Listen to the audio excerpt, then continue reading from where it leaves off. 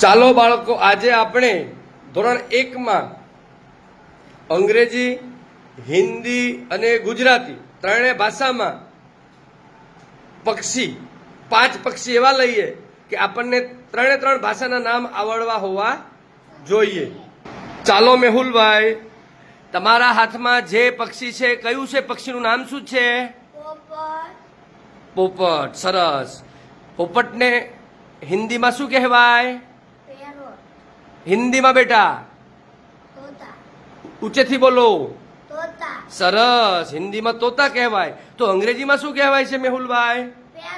Parrot. તો આપણે પોપટને ગુજરાતીમાં પોપટ, હિન્દીમાં તોતા અને અંગ્રેજીમાં પેરોટ.